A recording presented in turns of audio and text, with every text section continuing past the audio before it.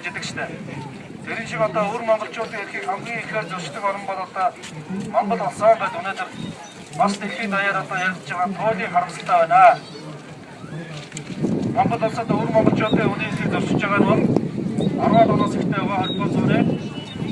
За 10 Монгол улс бол одоо 10 Монгол маань харийн ноёлоос хамт тусгаад авахгүй. Хамтдаа нэг Монгол улсын байгуулалт гэсэн өмнө монголчууд зэрэг жанжтайх нь олонхыг бүрдүүлж яам бүрийн дэд сайдаар ажиллаж улс орныг удирдах байсан. Гэвч өвөр Монголоос ирж хүчээр орсон нэр зөвлөлтүүдийг олоход нэг харамсалтай эмгэнтэй явах тохиолдсон байна. Мандаваатар дамжин сүрэн, Аваад жавган, Ончиг сүрэнган, Тогтох тааж, Баярган, Сахалт намбухайн, Норимбэлган, Айданган, Зодож жавган нар янз бүрийн шалтгаанаар алагдаж байсан бүхэн болсныхаа дараа өглөөнөөс орж удаан болсныхаа дараа сургууль алдарсан. Урд хойд улсын эзэг хийжүүдийн үйл ажиллагаа харийг аристан дагалдагч Ар Монгол зарим ноёдын хорлол зэрэг энэ бүхэнд их үүрэг үүсгэжээ. 20-р зууны 10-аад оноос 40-аад онуудад өмнөд монголчуудын бүгдээр Монгол ард улстай нэг бүгдээр Монгол ард улсад олноороо ирж амьдрах бүгдээр Монгол ард улсын дэвшигчдүүд байсан.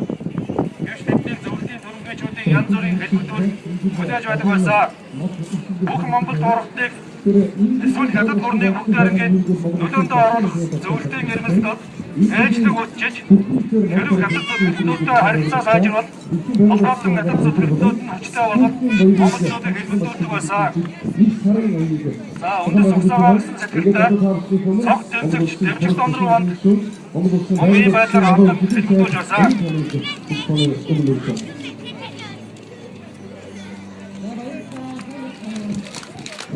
Дэмжиг дондруу хонг нэгдсэн Монголын нэгэн удирдагч болгоноож бүгдээр Монгол ард улсын албан тушаалтнууд нар мэдэгдүүлж Улаанбаатар хотод гэрийн хорионд байлгаж байсан. Холбоотон Мав нарны хүчээ авахын тодорхой болгож Дэмжиг дондруу хонг 1950 онд хятад ард улсад тушаалгаж хүүг нь Монгол улсад хэлбэгдүүлэн оргож байсан. Саяхан Японы зохиолч Гокогийн хэлбэгдүүлэлтээр шоронд 34 жил Америкт амьдарч байгаа өвөр монголын үлзий баярын Монголдоо тэмүүлсэн сэтгэлээр хоёулаа болсон. Эхний номд нь бол 1945 онд Монгол улсын намын дээд сургуульд элсэн орж байснаа 47 онд хувьсгалын эсэргүүр эрдэн 25 жилийн ял сонсож 54 он бартал Улаанбаатарт холдоод дараа нь хятад тушаагдаж энэ нь цаашдаа 27 жил холдохын нь шалтгаан болсон Эмирик тав заяатай соёл жавын тухай өгүүлээ.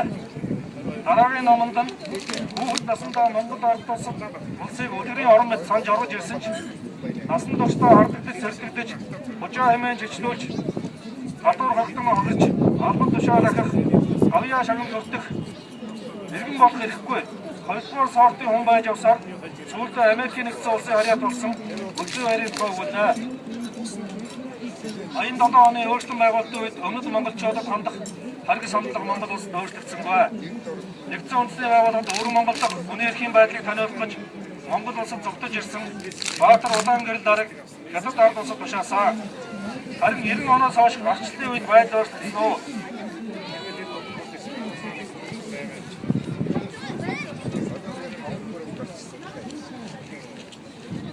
За 90 оноос хойш Монгол улсад өвөр монголчууд олноороо орж ирэх гэж хүсэл тавьжаасаа. Тэгэд болоод биелсэн болсон юм байдгүй.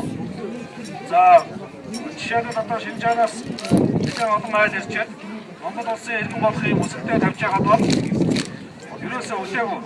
За тэгээд нэг 2 хон бол Монгол улсын ерөнхийлөгч Бачирбатаас одоо хүсэл тавьсан байгаа.